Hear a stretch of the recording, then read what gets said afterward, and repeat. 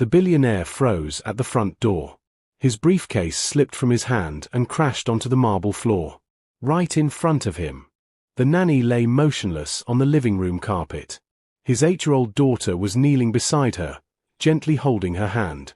Instead of crying, the little girl wore a tiny smile. Alaric's heart pounded. "Elodie," he whispered, rushing toward them. What happened? The little girl slowly looked up at him. Tears filled her eyes, but she still smiled. Then she quietly said, "Daddy, she's my hero." Alaric dropped to his knees beside the nanny. She wasn't moving. His hands began to shake as he checked for a pulse. For the first time in years, the billionaire who never cried felt tears running down his face. Because the woman lying on the floor was the same nanny he had planned to fire that morning.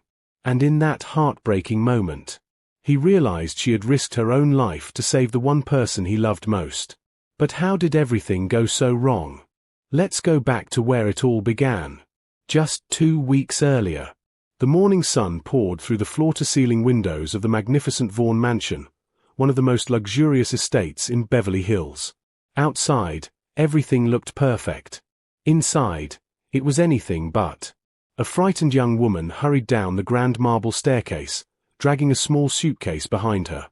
Tears streamed down her face as she reached the front door. I tried my best," she whispered. Behind her stood Alaric Vaughn, one of America's youngest self-made billionaires. At just 36 years old, he owned a billion-dollar technology company, appeared on magazine covers, and was admired by the world. But inside his own home, he was known for something else. He was impossible. Alaric folded his arms across his chest, his expression as cold as ice. "My driver will take you to the airport." The nanny lowered her head. "I really cared about Elodie." Alaric didn't even blink. "I hired you to do a job, not to give speeches." The young woman nodded sadly before walking away. As the mansion doors slowly closed behind her, the head housekeeper sighed. "That's the 12th one." She barely whispered it. But Alaric heard. "So," he replied. The housekeeper hesitated. "Sir, 12 nannies in 2 weeks. I'll hire another one." She wanted to say something. She wanted to tell him that the problem wasn't always the nannies. But after working in the mansion for nearly 10 years, she knew better than to argue. She simply lowered her eyes. "Yes, Mr. Vaughn." Upstairs, a little girl quietly stood behind her bedroom door. 8-year-old Elodie Vaughn had heard everything. She slowly walked back toward her bed and hugged a faded teddy bear that had once belonged to her mother. Another nanny. Gone. Just like all the others. She wasn't surprised anymore. The mansion had become a revolving door. Every few days, someone new arrived. Every few days, someone left crying. Sometimes Daddy fired them. Sometimes they quit before he could. Either way, nobody ever stayed. Elodie looked at the family photograph beside her bed. It showed a smiling woman with warm brown hair kneeling beside her. Her mother. She gently touched the frame. "I miss you, Mommy." A tear rolled down her tiny cheek.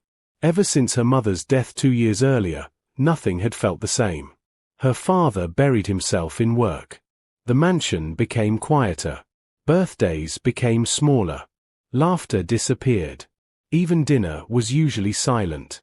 Alaric believed expensive toys, private tutors, and the finest schools could fill the emptiness. But they couldn't. What Elodie wanted was someone who stayed. Later that afternoon, inside his downtown office, Alaric sat through another executive meeting. His assistant placed a folder on the polished conference table. "Sir, we've contacted another nanny agency." Without looking up, he asked, "How many candidates?" 23. "Good. They've also asked if you'd consider lowering your expectations." The room fell silent. Every executive suddenly found something interesting to look at. Alaric slowly raised his head. "My expectations?" The assistant swallowed nervously. "They said, most experienced nannies don't want to work here anymore. Alaric let out a dry laugh. If someone can't handle one child. He closed the folder. They're in the wrong profession. No one dared respond. What Alaric refused to admit, even to himself, was that he wasn't only judging the nannies. He was punishing himself. Since losing his wife, he had become terrified of losing anyone else. Instead of letting people get close, he pushed them away first. It hurt less that way. Or at least, that's what he kept telling himself. That evening, back at the mansion, Elodie sat alone in the enormous dining room. A table built for 20 people. Only 2 chairs were occupied. One by her, the other by her father. Neither spoke. The clink of silverware echoed through the room. Finally, Daddy. Alaric looked up briefly. Yes. Who's coming tomorrow? He knew exactly what she meant. The new nanny. Elodie stared at her mashed potatoes. Will she leave too? Alaric answered without emotion. That depends on her. The little girl's shoulders dropped. She quietly returned to eating. But inside, something broke. Because deep down, she had already stopped learning the nannies' names. There was no point. They never stayed long enough. Later that night, Alaric stood alone in his late wife's old art studio. Nothing had been moved. Her paintbrushes still rested in a glass jar. Half-finished paintings still leaned against the wall. A soft layer of dust covered everything. He picked up a photograph of the two of them. For the first time that day, his cold expression cracked. I don't know how to do this without you. His voice was barely a whisper. No one heard him. No one ever did. The next morning, at exactly 8 a.m., the mansion gates slowly opened. A small silver sedan rolled up the long driveway. The security guard checked the visitor's name against the appointment list. He frowned, then smiled slightly. Number 13. Inside the car, a young woman took a deep breath as she looked at the enormous mansion ahead. She had heard the stories. Everyone had. The billionaire who fired 12 nannies in 2 weeks. Most people would have turned around. She didn't. She picked up her small suitcase, stepped out of the car, and walked confidently toward the mansion's front door. She had no idea that walking through those doors would change not only her life, but the lives of a broken father and a lonely little girl forever. The next morning, the mansion buzzed with its usual silence. The marble floors gleamed. Fresh flowers decorated every corner. The grandfather clock in the foyer chimed exactly 8 times. Everything looked perfect. Everything except the people living inside it. A silver sedan slowly rolled through the massive iron gates of Vaughn Mansion. Behind the wheel sat a young woman with chestnut-brown hair tied neatly into a low bun. She wore a simple cream blouse beneath a navy blue blazer, black slacks, and polished flats. Her appearance was elegant without trying too hard. On the passenger seat rested a small suitcase and a worn leather journal. She glanced at the mansion and smiled nervously. So this is the famous Vaughn Mansion. Her name was Selene Hart, 29 years old. A professional nanny with nearly 10 years of experience. She had cared for children from wealthy families, middle-class families, and even children recovering from trauma. But never a billionaire's child. As she stepped out of the car, the security guard walked over. You must be Miss Hart. I am. He looked at her for a second before saying quietly, I'll give you one piece of advice. Selene smiled politely. I'm listening. If Mr. Vaughn raises his voice. He hesitated. Don't take it personally. She raised an eyebrow. And if his daughter throws something at me? The guard chuckled. Duck. The two laughed softly. It was the first laugh anyone had heard near the mansion gates in weeks. Inside the mansion, the head housekeeper, Mrs. Eleanor Brooks, welcomed Selene warmly. Unlike everyone else in the house, Eleanor's eyes still carried kindness. I'm glad you came. Selene noticed the tired look on the older woman's face. You don't sound very hopeful. Eleanor sighed. I've welcomed 12 nannies this month. And I watched every single one leave in tears. Selene nodded slowly. So everyone keeps telling me. Eleanor gently touched her arm. Miss Hart. You can still leave before meeting him. No one would blame you. Selene smiled. I didn't come here because it's easy. I came because a little girl needs someone. Eleanor stared at her for a moment. For the first time in weeks, she felt a tiny spark of hope. A few minutes later, the heavy office doors opened. Alaric Vaughn entered without looking at anyone. His tailored charcoal suit fit perfectly. His expensive watch reflected the morning sunlight. His face, cold as ever. He stopped when he saw Selene. So. He looked at the file in his hand. You're number 13. Selene extended her hand. It's nice to meet you, Mr. Vaughn. He didn't shake it. Instead, he walked past her and sat behind his desk. Sit. She calmly lowered her hand and took a seat without showing any embarrassment. Alaric opened her file. You've worked for 6 families. Yes. No complaints. No. 3 recommendation letters. Yes. He closed the folder. Impressive. Selene smiled slightly. Thank you. Alaric leaned back in his chair. It won't help you here. Silence filled the room. Then he continued. I expect punctuality. I expect honesty. I expect discipline. I expect results. If my daughter refuses breakfast, that's your problem. If she refuses school, that's your problem. If she cries, your problem. If she's unhappy, also your problem. Selene listened quietly. When he finished, she simply asked, And what's your responsibility? Alaric frowned. I'm sorry. She kept her voice calm. You're her father. The room became painfully quiet. No one, absolutely no one, spoke to Alaric Vaughn that way. His assistant nearly dropped the tablet she was holding. Mrs. Brooks looked ready to faint. Alaric slowly stood. For several long seconds, he simply stared at Selene. Finally, he said, You have confidence. She smiled politely. I have experience. For the first time in weeks, a tiny smile almost appeared on Alaric's face. Almost. Then it disappeared. Don't mistake confidence for security. He walked toward the door. You'll be gone by Friday. Selene picked up her notebook. We'll see. Upstairs. 8-year-old Elodie sat on the floor of her bedroom, coloring quietly. She heard footsteps approaching. Another nanny. She rolled her eyes. This one won't last. A gentle knock came. May I come in? Elodie didn't answer. The door opened slowly.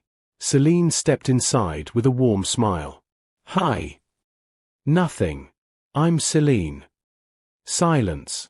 I heard you like drawing. Still nothing. Selene looked around the room. Beautiful. Perfectly organized. But strangely empty. There were shelves filled with dolls still inside unopened boxes. An expensive dollhouse. Video games. Books. A piano. Everything money could buy. Yet none of it looked loved. Only one thing had clearly been used.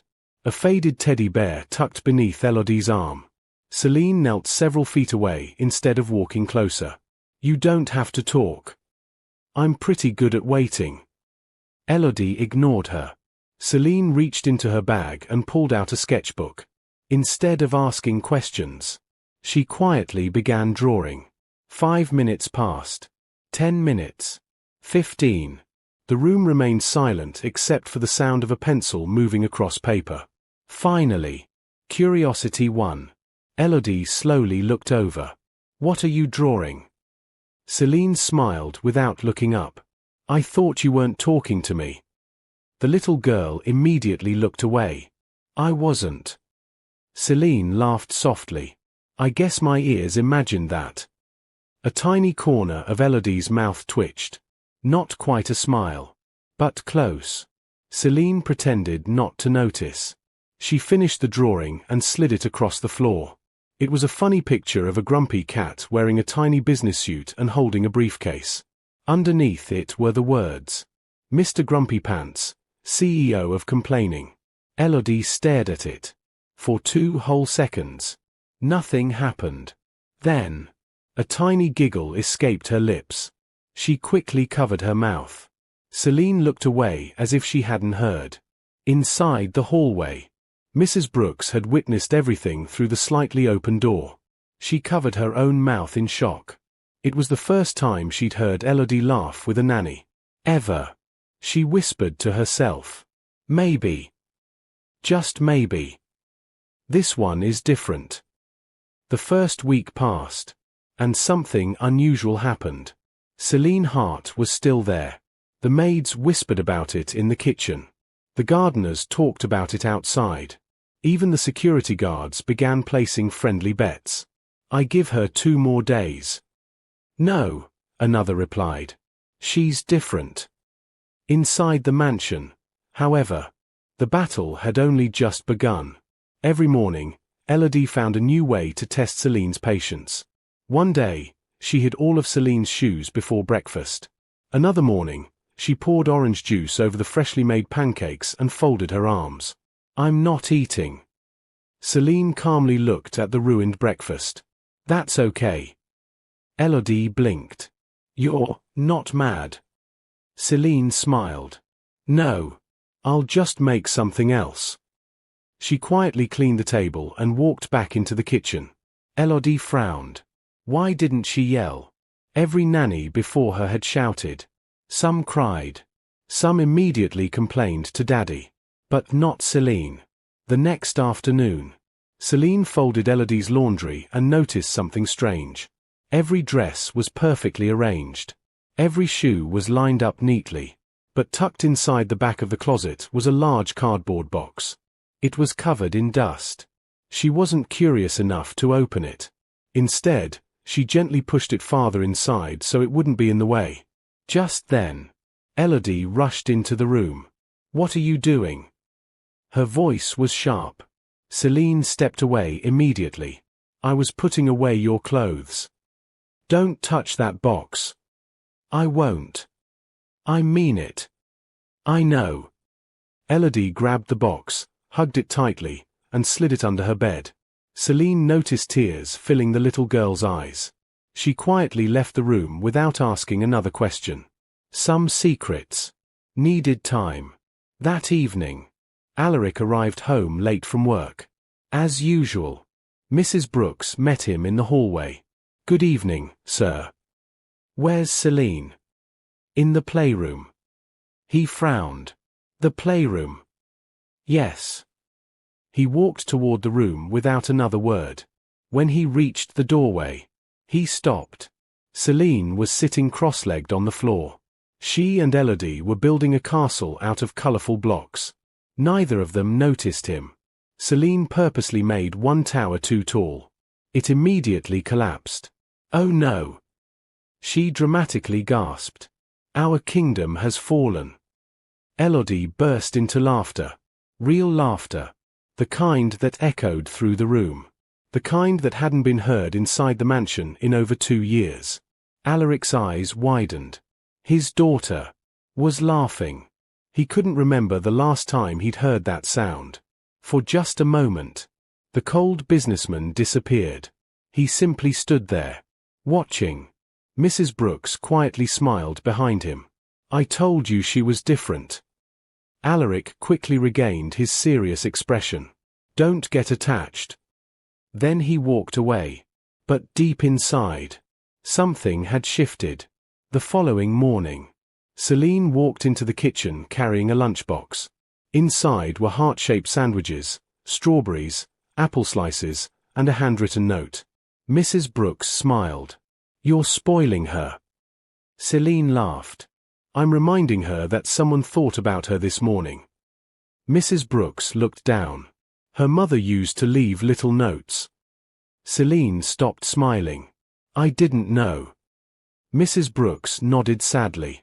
Every morning. She pointed toward the lunchbox. You chose the same tradition without even knowing. Selene quietly closed the lid. Maybe. Some acts of kindness simply found their way back. When Elodie opened her lunchbox at school, a small card fell onto her desk. It read, Dear Elodie, you are brave, kind, and stronger than you realize. Have fun today. Selene. The little girl stared at it for a long time. Then she carefully folded the note and placed it inside her backpack instead of throwing it away. That evening, rain poured heavily outside. Thunder shook the windows. Elodie hated storms. Ever since her mother died during a stormy night, they terrified her. Another loud clap of thunder echoed through the mansion. Without thinking, she ran straight into Selene's room. She froze at the doorway. I didn't mean to. Selene looked up from the book she was reading. You don't have to explain. Another flash of lightning lit up the room. Elodie flinched. Selene patted the chair beside her. Want me to read you a story? The little girl nodded. For nearly an hour, Selene read adventure stories while the rain beat against the windows. Slowly, Elodie's breathing steadied. Before she fell asleep, she whispered something so quietly that Selene almost missed it. Thank you. It was the first time she had ever thanked a nanny. Unfortunately, not everyone was happy. The next morning, Alaric noticed something. His daughter ran downstairs smiling. Daddy, guess what? He looked up from his phone. I don't have time. I'm late. Her smile faded instantly. Oh. She slowly walked back toward the staircase. Selene had seen everything. After Alaric left, she found him standing beside his car before the driver closed the door. Mr. Vaughn. He turned. What is it? Selene hesitated for only a second. Your daughter wanted to tell you something. I'll hear it tonight. You've said that every day this week. His expression hardened. My work provides everything she needs. Selene looked him directly in the eyes. Respectfully. No. It provides everything money can buy. It doesn't replace you. Silence. The driver looked away. Even the security guard pretended to check the gate. No one dared interrupt. Alaric's jaw tightened. You've been here 1 week. And you've already decided how I should raise my daughter. Selene answered gently. No. I've decided how every child deserves to be loved. For a brief second, neither of them spoke. Then Alaric got into the car. As it drove away, his mind wasn't on the billion-dollar meeting waiting for him. It stayed on one sentence. It provides everything money can buy. It doesn't replace you. Those words followed him all day. He tried to ignore them. But he couldn't. Little did he know. Within a few days, something would happen that would force him to see just how much he had been missing, and it would change everything. The next few days passed peacefully. For the first time since Selene arrived, the Vaughn mansion felt alive. Laughter echoed through the hallways. The staff smiled more often. Even Mrs. Brooks admitted that she slept better at night because she no longer worried about hearing another nanny packing her bags before sunrise. It was as though light had slowly returned to a house that had been dark for years.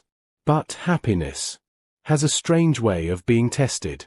It was a bright Saturday morning. For once, Alaric wasn't in the office.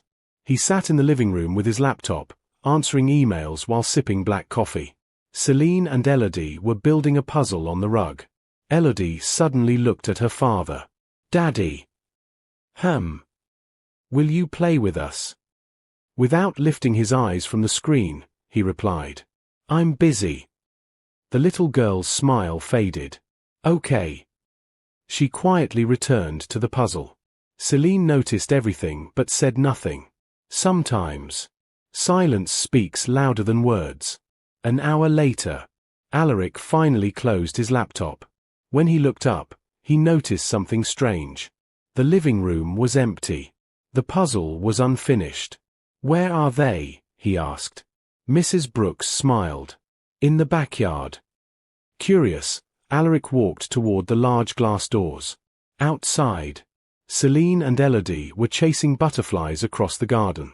The little girl laughed so hard that she nearly tripped over her own feet. Selene pretended to lose every race. "You cheated!" Elodie shouted, giggling. "I absolutely did not," Selene laughed. "You started running before I said go. I call it strategy."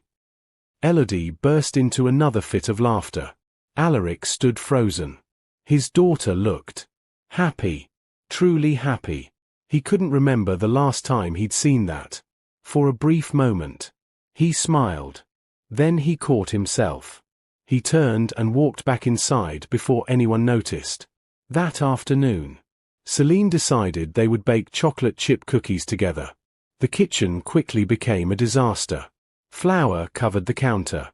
Chocolate chips rolled across the floor. Elodie had somehow managed to get flour on her own nose. "You look like a snowman," Selene teased. "You look worse." Both of them laughed. Mrs. Brooks shook her head. "I'll never get this kitchen clean. But it's worth it." A sweet smell filled the house. Just as the cookies came out of the oven, Selene frowned. "That's strange." Mrs. Brooks looked over. "What is it?" "I smell gas." The older woman's smile disappeared. "I do too." She quickly checked the stove. Everything appeared normal. "Maybe it's outside." They opened a window. The smell seemed to fade. Neither of them realized. A small gas pipe behind one of the kitchen cabinets had developed a tiny leak. Later that evening, a thunderstorm rolled across Beverly Hills. Dark clouds swallowed the sky. Heavy rain slammed against the windows. Lightning flashed in the distance. The power flickered once. Then again. Alaric received an urgent phone call from his company's board. "I'll take this in my office." He walked away. Selene tucked Elodie into the reading corner with blankets. "Stay here while I make us some hot chocolate." "Okay." The little girl smiled. "I'll be waiting." As Selene entered the kitchen, she smelled it again. Gas.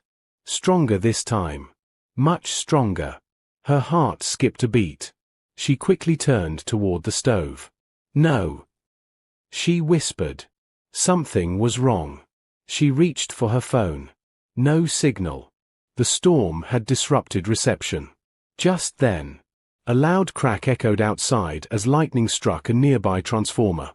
The lights went out. The mansion was plunged into darkness. Upstairs, Alaric looked up from his phone. The power. Before he could move, he heard Selene scream, "Everybody get out of the house." Her voice echoed through the mansion. Alaric's heart nearly stopped. He sprinted downstairs. Meanwhile, Elodie sat frozen in the reading corner. The darkness terrified her. She couldn't see. She couldn't move. She began crying. "Selene." Selene ran through the smoke-filled hallway. Elodie. No answer. She covered her mouth with her sleeve. Elodie. A tiny voice answered through the darkness. "I'm here." Selene followed the sound. She found the frightened little girl curled beneath a chair. "It's okay. I'm here." The little girl threw her arms around Selene. "I was scared." "I know." Selene picked her up. "We have to leave." As they hurried toward the front hallway, a loud explosion erupted from the kitchen. Boom! The force threw Selene forward. Glass shattered. Smoke poured through the house. A wooden beam crashed across the hallway behind them, blocking the path back. Selene shielded Elodie with her own body. Tiny pieces of glass struck Selene's arm and shoulder. She winced, but didn't stop. Outside, Mrs. Brooks and the other staff members had already escaped. "Where's Elodie?" One maid gasped. And Miss Hart? Everyone looked toward the front door. Nothing. No one came out. Mrs. Brooks burst into tears. Oh, God. Inside. Smoke filled every room. Selene struggled to breathe. She stumbled toward the entrance. Her vision blurred. Stay awake, she whispered to herself. You have to get her out. Finally, she reached the front door. With the last bit of strength she had, she pushed it open. Fresh air rushed inside. She gently placed Elodie outside on the front porch. The little girl turned around. What about you? I'm right behind you. Selene tried to take another step, but her legs gave out. Everything around her became blurry. She collapsed onto the marble floor just inside the doorway. Her eyes slowly closed. At that exact moment, Alaric's car turned into the driveway after moving it away from the damaged garage entrance. He jumped out before it had fully stopped. He ran toward the front door and froze. His briefcase slipped from his hand. There, lying motionless on the living room floor, was Selene. His daughter knelt beside her, holding her hand with tears in her eyes. Yet through those tears, Elodie wore the faintest smile. Alaric rushed over, his voice breaking. Selene. Selene, can you hear me?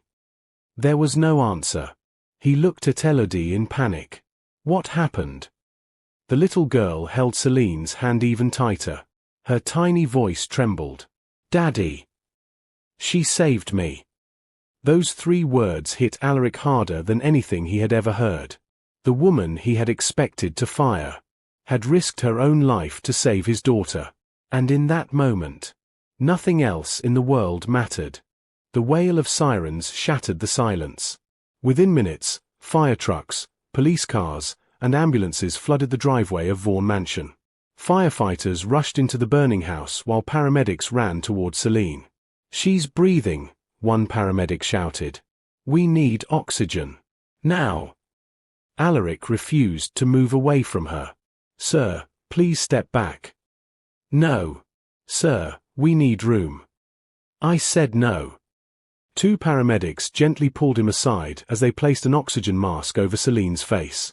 Elodie stood nearby, crying uncontrollably. Please don't let her die. Mrs. Brooks wrapped her arms around the little girl as tears streamed down her own face. The ambulance doors slammed shut. Alaric climbed inside without asking permission. Sir, family members usually.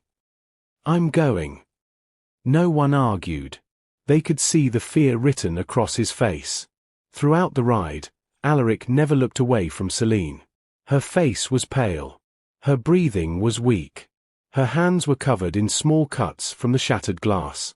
He quietly reached for one of her hands. I'm sorry. It was the first apology he had spoken in years. Hours later, the waiting room at St. Mary's Medical Center was completely silent. Doctors hurried through the hallways. Nurses came and went. Every time the emergency room doors opened, Alaric immediately stood. Every time. It wasn't the doctor. Elodie sat beside him, clutching her teddy bear. Daddy. He looked down. Is Selene going to wake up?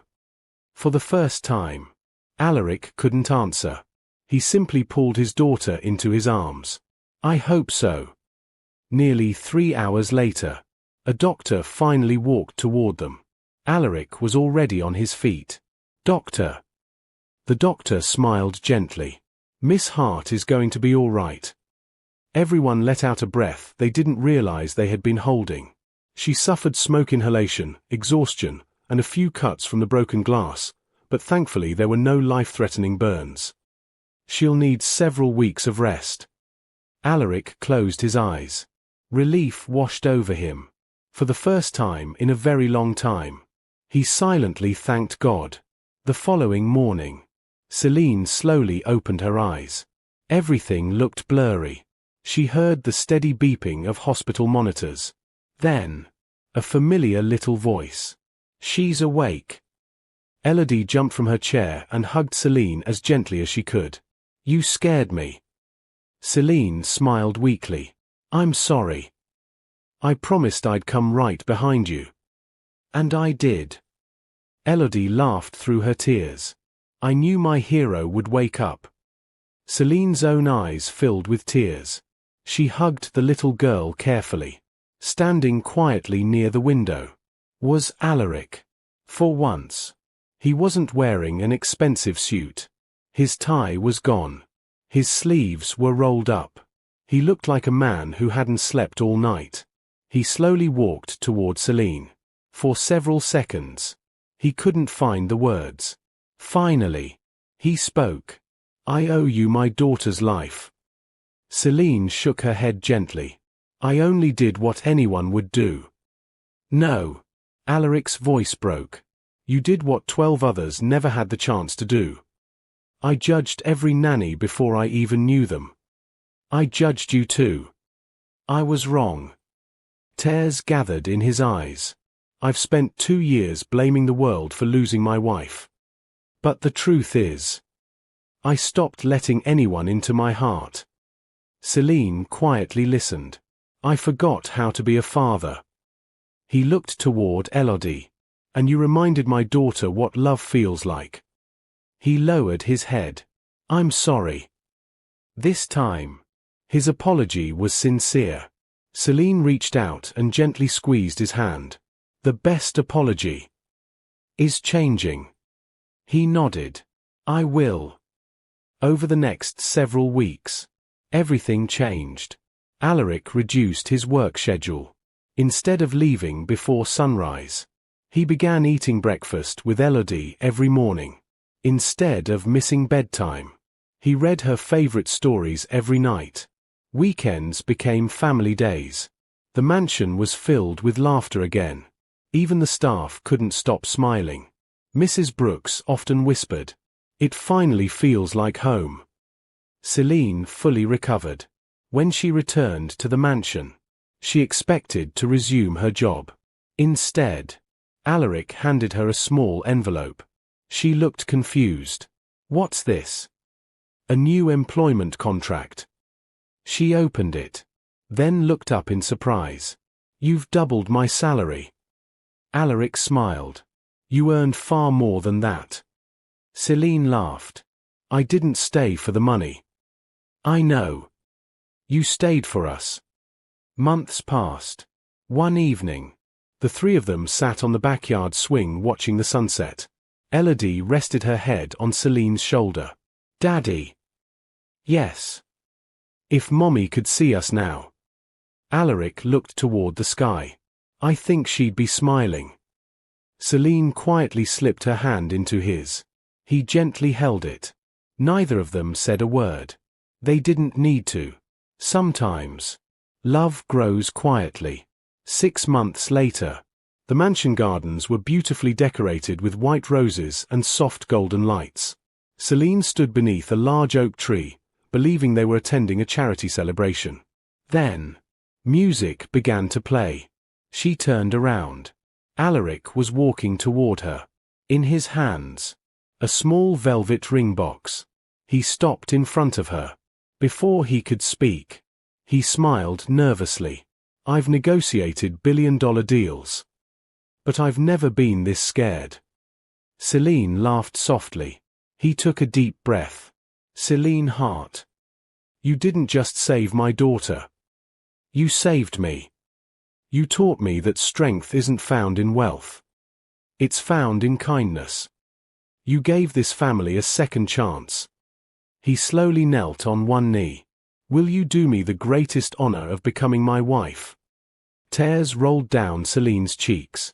Before she could answer, a tiny voice shouted from behind them.